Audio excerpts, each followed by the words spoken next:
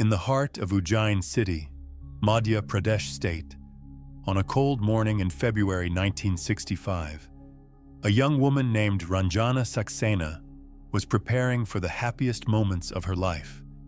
She was only 20 years old and was to be married within a few days. The excitement before the wedding, hope, and the promise of the new life ahead filled her everyday existence. No one suspected that this happiness would turn into tragedy in mere moments, and that a series of events would begin that would later become one of the most shocking cases in reincarnation research. On that fateful morning, Ranjana was alone at home. Her family was not present when something terrible happened. The exact circumstances remain obscure to this day, but what is certain is that the young bride died from drug poisoning. The manner of death and its timing were particularly haunting. Was it an accident or something much darker? According to official reports, it was suicide, although the family never fully accepted this explanation. Why would a young girl on the threshold of marriage take her own life during the happiest period of her existence? The tragedy shook the Ujjain community. The Saxena family mourned, friends and relatives were shocked, and instead of preparing for a wedding, a funeral had to be held. However, Ranjana's story should not have ended at this tragic point. Just over a year later, in March 1966, in the city of Agra, which lies approximately 300 kilometers from Ujjain, a baby girl was born to the Gupta family. The parents, Sri Ram Gupta and his wife, welcomed their newborn daughter with proud joy, whom they named Reena. As Reena grew, it became increasingly clear that this was not an average child. When she began to speak at just 3 to 4 years of age, she was already saying things that shocked her family. She did not talk about toys or storybooks like other children. Instead, she persistently and in detail told of another life, another family, another city. She said that in her previous life she had lived in Ujjain, and that there, in that life, she had died. Her parents initially did not attach much significance to these stories. After all, which small child does not live in a vivid fantasy world? But as Reena told her story again and again, more and more details emerged that were too specific to be mere imaginings. She said, for example, that in Ujjain she had lived in one of the city's neighborhoods, in the Takzeen area. She described their house in detail, which stood at the corner of Malipura Road and Radhabai Road. She even knew that the house was directly near the Dewas Gate Market. Reena also spoke about her siblings. She said she had 2 older brothers and 1 younger sister. Moreover, she even said that her father was in the paint business and also had a shop in the city. These were such specific pieces of information that a 4 to 5-year-old child from Agra could not have known about Ujjain under normal circumstances. The 2 cities lie 300 kilometers apart, and in the 60s, this was an enormous distance. There was no television, internet, or other medium that could have transmitted such detailed information to a small child. Her most shocking claim, however, was that in her previous life she had died as a result of poisoning. She made this statement with particular emotional intensity. She did not speak of it as a story she had heard somewhere, but as if it were her own deep, painful memory. Her family became increasingly worried. What if there was some basis to the little girl's claims? Sri Ram Gupta, who was an open-minded person, decided to take his daughter's stories seriously. He discussed the matter with friends and acquaintances, hoping someone might know of a family living in Ujjain that matched Reena's description. Time passed, but no one could help. However, the matter occupied Gupta so much that he finally decided to investigate personally. In April 1971, when Reena was about 5 years old, her father took her with him to Ujjain. This was not an easy decision. A 300-kilometer journey with a small child was considered a serious undertaking at that time. But Sri Ram Gupta felt he had to take this step, not only for his daughter's peace of mind, but also because he felt something he could not precisely articulate, some deep inner compulsion. When they arrived in Ujjain, something extraordinary happened. Reena, this 5-year-old girl who had allegedly never been there in her life, suddenly showed amazing navigational ability. Her father asked her out of curiosity whether she could show the way to the house she had talked about so much. The little girl nodded without hesitation. What she did next astonished everyone present. Reena, with her father by her side, set off through the streets and navigated the narrow alleys and busy roads of Ujjain with such confidence as if she had grown up there. She did not hesitate, did not ask questions, did not look around helplessly. Directly, without a single wrong turn, she led her father to a specific house, and this house stood exactly where she said it would, at the corner of Malapura Road and Radhabai Road, in the Takzeen area, directly near the Diwas Gate Market. If Reena's story fascinates you and you are interested in such reincarnation cases, don't forget to press the like button and subscribe to the channel so you don't miss further spiritual content. When they arrived at the house, Reena's father stood stunned. How was this possible? How could a 5-year-old child who had never been to this city navigate so accurately? But the surprises were not over yet. When they entered the house and met the residents, it turned out that there really had been a girl named Ranjana who had lived in this family and who had died under tragic circumstances a few years earlier. The Saxena family members, especially Ranjana's mother, Kesarbai, initially received the strangers cautiously, almost with mistrust. Who was this little child? And why was she claiming to be their dead daughter? But as Reena began to speak, something changed in the room. The little girl knew such details about the family's life that only Ranjana could have known. Reena knew, for example, that Ranjana's father, Brijlal Saxena, was in the paint business. She knew that the family also had a shop in the city. She also remembered the siblings, 2 older brothers and 1 younger sister. These details matched reality precisely. But what was perhaps most convincing was Reena's emotional reaction. When she saw Kesarbai, Ranjana's mother, she suddenly showed a deep emotional connection toward her. She behaved like a daughter who, after a long time, was reuniting with her mother. Dr. Ian Stevenson, the world-renowned psychiatry professor at the University of Virginia, who also documented Reena's case during his research, later interviewed members of both families in detail. Stevenson collected nearly 3,000 reincarnation cases from all over the world over 45 years, and Reena's story was particularly noteworthy for him. Stevenson emphasized that this case was particularly valuable evidence because the little girl's spontaneous and detailed memories corresponded eerily precisely with the life of a real person. Stevenson's research methodology was extremely thorough. In every case, he examined whether there had been any prior connection between the 2 families that could explain the child's knowledge. In Reena's case, it turned out that the Gupta family in Agra and the Saxena family in Ujjain had never been in contact with each other before Reena's birth.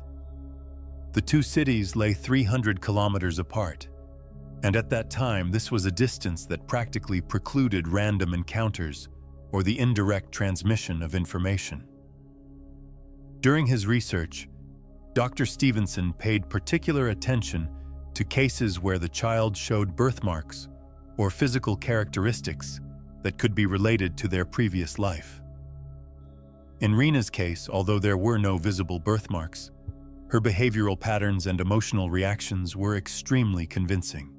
Stevenson wrote, "Children who show reincarnation memories often not only know specific facts, but also feel deep emotional connections to the people they claim to have known in their previous lives." In Reena's case, this emotional connection was particularly strong with Kesarbai, Ranjana's mother. The little girl sought the older woman's closeness and affection with such naturalness, as if she really were her mother. Kesarbai, although initially skeptical, gradually accepted that perhaps her daughter's soul really did live on in this little child. One of the most important questions in reincarnation research has always been, how is it possible for consciousness to preserve information from one body to another? Dr. Jim Tucker, who continued Stevenson's work at the University of Virginia, stated, "The cases suggest that consciousness is not simply a product of the brain, but something independent that is capable of surviving the death of the physical body." Reena's case is particularly interesting because it involves a sudden and traumatic death, which often leaves behind stronger memories. Modern developments in quantum physics offer a new perspective for understanding these cases. According to Dr. Stuart Hameroff, professor of anesthesiology at the University of Arizona and one of the creators of the quantum consciousness theory, consciousness is a quantum-level process that is not limited to the brain. If this is true, then the information of consciousness can survive the death of the physical body and appear in a new form. This approach offers a radically new explanation for understanding reincarnation cases. Dr. Pim van Lommel, the Dutch cardiologist who dedicated decades to researching near-death experiences, also believes that consciousness is independent of the brain. Reena's case and similar cases suggest that consciousness has an aspect that survives the death of the body, says van Lommel. This is not a paranormal phenomenon, but the operation of a not yet discovered natural law. However, Reena's story raises not only scientific questions, but deeply human ones as well. What happens to us when we die? Does something exist that survives the death of the physical body? And if so, in what form? These questions have occupied humanity for millennia, and Reena's case provides new evidence for these ancient questions. Perhaps the most shocking aspect of Reena's story is how she remembered the circumstances of her death. The little girl spoke of having died as a result of poisoning. This detail precisely matched the official circumstances of Ranjana's death.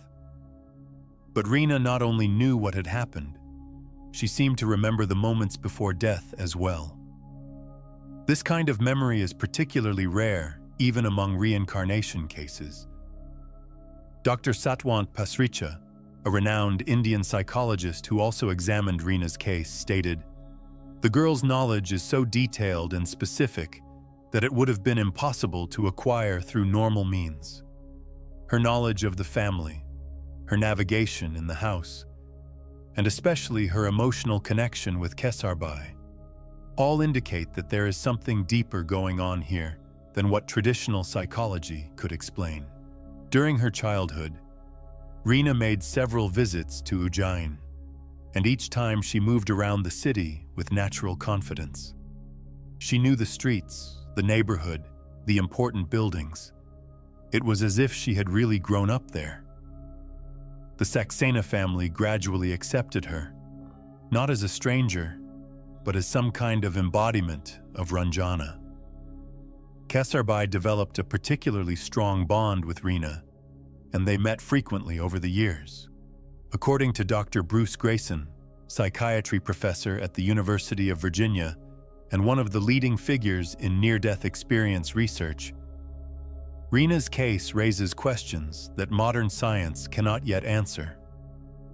If consciousness can truly survive the death of the body and be reborn in a new body, it would radically change medicine, psychology, and our understanding of human nature. Critics of reincarnation cases naturally question these stories. Philosopher Paul Edwards stated, "These cases do not prove the existence of reincarnation. They only show that there are phenomena we do not yet fully understand." Skeptics often argue that families may unconsciously influence children, or that the cultural environment suggests these memories to them. In Reena's case, however, Stevenson's extremely thorough investigation ruled out these possibilities. The two families had never been in contact with each other before, had no common acquaintances, did not visit common places. There was no channel through which information could have flowed to Reena about the Saxena family. Moreover, the little girl's knowledge was so specific that it would have been difficult to explain even in the case of a secret connection between the families. Modern neurology also provides new tools for examining reincarnation cases. fMRI and other imaging procedures can help understand how the brain works in children who claim reincarnation memories.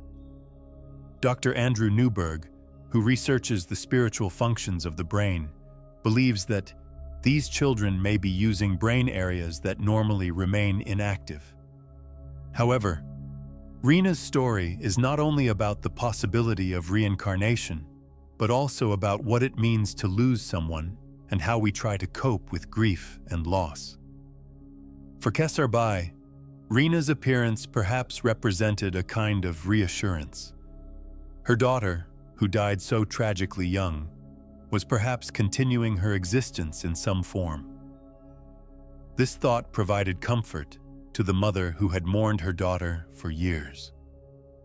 The idea of reincarnation is particularly strong in Hindu culture, where rebirth is a natural part of the worldview.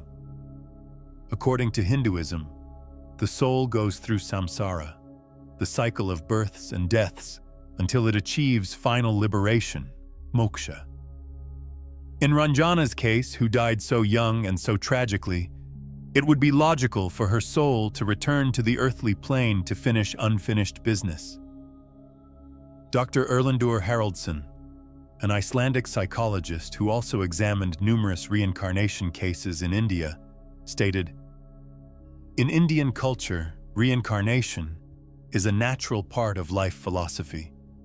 But this does not mean that every child who claims reincarnation memories is automatically credible. Reena's case is special because the details are so accurate and specific that they are difficult to explain through normal means. As Reena grew, her memories gradually began to fade, which is characteristic of reincarnation cases. Most children begin to forget the details of their previous life around the age of 6 or 7. This is perhaps because the experiences of the new life gradually overwrite the old ones, or because with brain development, the processes that enable the preservation of these memories change. According to Professor Tucker, the fading of reincarnation memories is a natural process. As children become more integrated into their new lives, the memories of their previous life recede into the background. However, this does not mean that the experiences disappear completely. Sometimes, even in adulthood, certain memory images or feelings can emerge, especially in stressful or emotional situations. Reena's story eventually received a quiet closure. As she grew up, a new chapter of her life began in Agra, in the Gupta family. But her connection with the Saxena family, and especially with Kesarbai, was never completely broken. Over the years, she occasionally visited them, and each meeting reinforced the special bond that had formed between the two families. However, the question of Ranjana's tragic death has remained unanswered to this day. Was it really suicide? Or did something else happen on that fateful morning?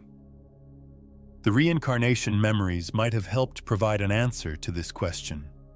But Reena never spoke in detail about the specific circumstances of the death. Perhaps the memory was too painful, or perhaps the conscious mind's defense mechanism blocked these details. Dr. Stevenson's work was significant not only in the field of reincarnation research, but went beyond that as well. His research drew attention to the fact that science still does not fully understand the nature of human consciousness. Reena's case and similar cases force us to reconsider what we know about the nature of consciousness, Stevenson wrote. If consciousness can truly survive the death of the body, it would change not only medicine, but also our understanding of human nature and death. The modern scientific community is slowly but gradually becoming more open to examining these cases. Although strong skepticism still surrounds reincarnation research, more and more scientists acknowledge that these cases deserve serious study. Dr. Jim Tucker's work is particularly important in this regard, as he approaches these phenomena with scientific methods, performs statistical analysis, and tries to rule out all alternative explanations. Reena Gupta's story is therefore not only a unique case in the history of reincarnation research, but also a window into a reality we do not yet fully understand. The story reminds us that human existence is perhaps much more complex and mysterious than the modern materialist worldview suggests. Whether we believe in reincarnation or not, Reena's case raises questions that cannot simply be swept aside or ignored. If Reena's extraordinary story has touched you and you would like to learn more about similar cases, share this video with those who are also open to these deep spiritual questions. Write in the comments what you think about this case. Could Ranjana's soul really have returned in Reena's body? Or is there another explanation for this incredible story?